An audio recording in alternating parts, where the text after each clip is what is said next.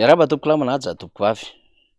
Nahoraka teo amin'ny fampahalalam-baovao amin'ny sehatra iraisam-pirenena ny vaovao izay navoaka ny sampam-pitsikilovana Amerikanina mahakasika indrindra ny fifandraisan'ny Rosia amina firenena maromaro izay hanovatsiana izy ireo nandritra ny fotoana ny fampielezan-kevitra. Fitsabahana mazava be izany ary fitsabahana izay mitaky tombony ho an'ny firenena Rosiana. Ny fanadihadiana izay nataon'io sampam-pitsikilovana Amerikanina io no nanamarika fa nanomboka tamin'ny taona 2014 no efa nanao izany Rosia. Izany hoe 9 taona izany no nanaovana an'izany ary nitetezany firenena maromaro. Dia voaresaka tao anatin'izay fanadihadiana izay mahakasika indrindra any Madagasikara. Antony hitondrantsika ny ady-hevitra ao anatin'ny fandarana izany malaza izany satria mahakasika ny Madagasikara ary raharaham-pifidianana izay misy firenena hafa ankoatran'i Madagasikara mitsabaka ao anatin'izany ary manampitosika na kandida vitsivitsy. Mialohan'ny teny hiderantsika ao anatin'ny fandalinana dia alefantsika aloha ity horonan-tsary fohy ity mahakasika ny fanadihadiana nataon'ny mpanao gazety teo anivon'ny I24 News izay miresaka an'izany tranga tany Amerika izany mahakasika ho isika any Rosia. Dossier est brûlant. Dans ces pages fournies par les services secrets américains, les preuves d'une ingérence politique russe. Depuis 2014, elle aurait fourni 300 millions de dollars, soit environ 295 millions d'euros, à des partis politiques et des candidats dans plus d'une vingtaine de pays. Nous considérons qu'il s'agit là d'estimations minimales et que la Russie a probablement transféré secrètement davantage de fonds qui n'ont pas été repérés. Nous pensons que ce n'est que la partie émergée de l'iceberg. Si aucun pays n'a explicitement été nommé, une source proche du dossier indique que la Russie aurait dépensé environ 500 000 dollars, soit près de 493 000 euros, pour soutenir un candidat du Parti démocrate d'Albanie de centre-droite lors d'élections en 2017. Mais également des partis ou candidats au Monténégro, en Bosnie et à Madagascar. En Europe, ce sont des contrats fictifs et des sociétés écrans qui auraient été utilisés. Amérique centrale, Asie, Moyen-Orient et Afrique du Nord, aucun continent n'est épargné. Ici, il y aurait eu des acheminements de fonds de compagnies publiques russes. Aucune révélation sur les États-Unis, mais fin juillet, le procureur du district de Floride avait tiré la sonnette d'alarme. Des sanctions avaient été émises contre 2 personnalités russes accusées d'avoir financé de la propagande pro-russe et soutenu un candidat à un poste de gouverneur. Le Kremlin ne s'est pas prononcé sur le sujet, mais n'a pas manqué de rappeler que Washington ne montrait pas vraiment patte blanche. En cause, leur soutien à des coups d'État en Iran et au Chili. Vao marina tao anatiny ny fanadihadiana iny fa anisan'ny firenena ho isika tafiditra ao anatin'izany fahazomana famatsim-bola izany niaraka tamin'ny Albanie, Bosnie, Monténégro, Madagasikara.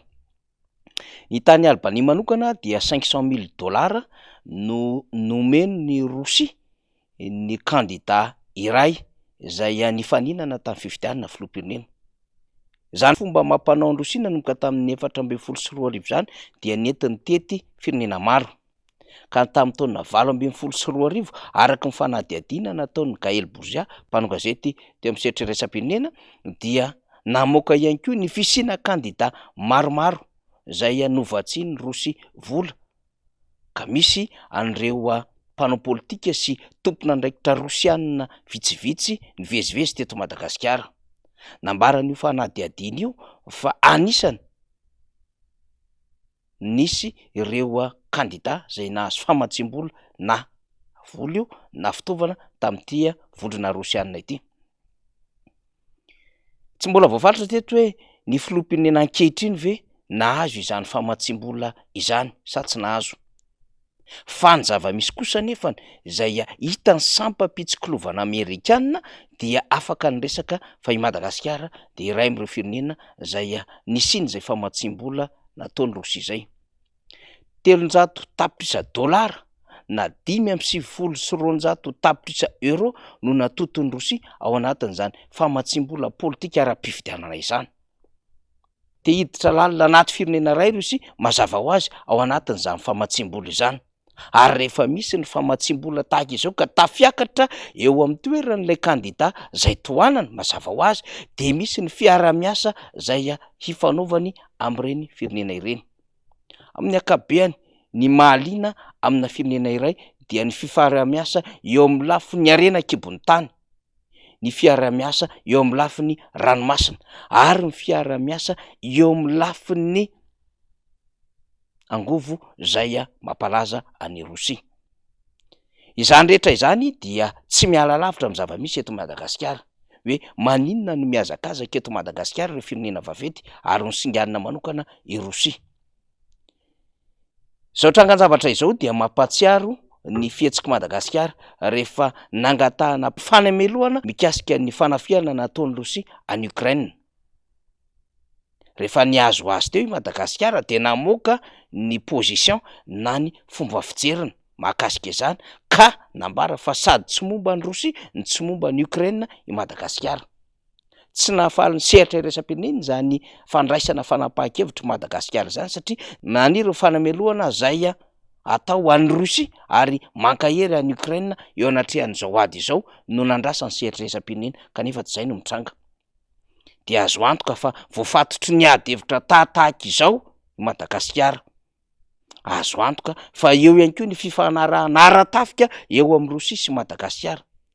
Ary azo antoka fa ny fitsabahany na ny fidiran'ny Wagner na de miezaka manadio an'izany ary ny tompon'andraiki-panjakana ao anatin'ny gouvernemanta dia nambara ny loharano-baovao samihafa fa tafiditra eto Madagasikara ny groupe Wagner Rosiana ary liana amina resaka arena kibony tany sy lafin-javatra hafa. Ny ady hevitra ohatran'izao dia tsy tokony atao verivery-maina na any ambadiky ny resaka mangingina, fa tokony hoentina eo anatrehan'ny be sy maro mba ho tsapany rehetra fa saripady ity Madagasikara ity, ary ny fitsabahan'ireo firenena vahiny hampiasa vola amin'ny fifidianana filoham-pirenena indrindra zay mety mi-influencer candidat iray na roa na telo na efatra, mampiady vola ao anatin'izany, ary zay candidat tonga eo amin'ny fitantanana ny firenena de mety tsy maintsy ho avy amina tamby hifamatorana izany.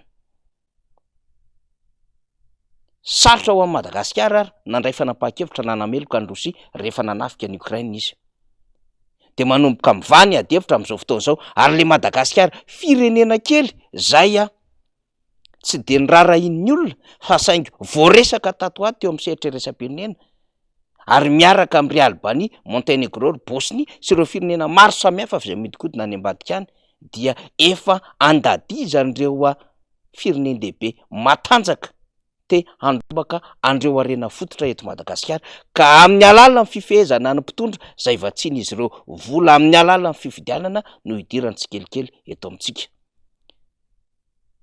Mila fandinihana lalina zany, indrindra ho avy ny fifidianana filoham-pirenena amin'ny herintaona, ka tena candidat malagasy mahadiodio tsy mitady famatsim-bola amina firenena sy amina mpamatsy vola izay mety manana intérêt an'i Madagasikara no ireny rehetra, satria manjary hanana fifamatorana tsy hita nonoho izany ary hamatotra amin'ny firenena sy ny vahoaka koa raha toa ka misy izany famatsim-bola ivelany. Madagasikara de manana sampan-draharaha zay miady amin'ny famotsim-bola na ny blanchiment d'argent.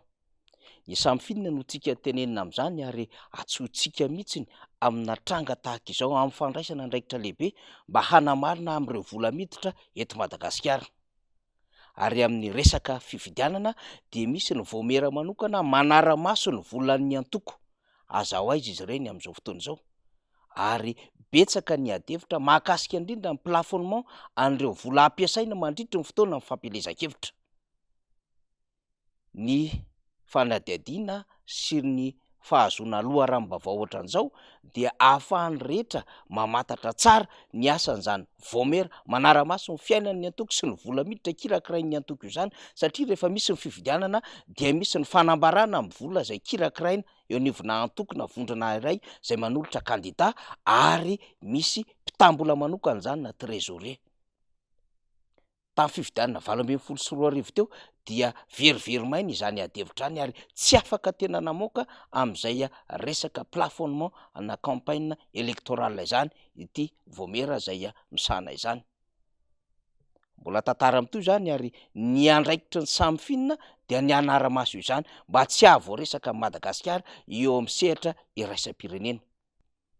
Zany zava-misy, zany malaza, makasitraka tompolahy, makatelona tompom-bavy.